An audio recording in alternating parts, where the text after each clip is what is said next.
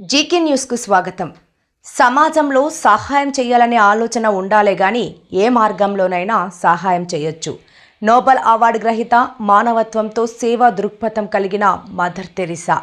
ప్రార్థించే పెదవుల కన్నా సహాయం చేసే చేతులు మిన్న అనే మదర్ తెరిసా సేవా కార్యక్రమాలను స్ఫూర్తిగా తీసుకుని ఉమ్మడి తూర్పు గోదావరి జిల్లా లారీ ఓనర్స్ అసోసియేషన్ అధ్యక్షులు దుగ్గన బాబ్జీ ఆధ్వర్యంలో కాకినాడ ప్రభుత్వ ఆసుపత్రికి సుమారు 2 లక్షల విలువైన పరుపులు, పడకలు ఆసుపత్రి సూపరింటెండెంట్ ఆధ్వర్యంలో అందజేశారు.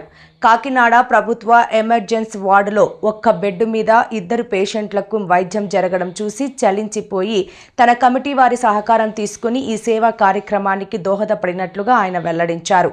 ఇంతటి సేవా దృక్పథం కలిగిన దుగ్గిన బాబ్జీ వారి కమిటీని ఆసుపత్రి ఉన్నత అధికారులు, వైద్యులు, సిబ్బంది అభినందించి కృతజ్ఞతలు తెలియజేశారు.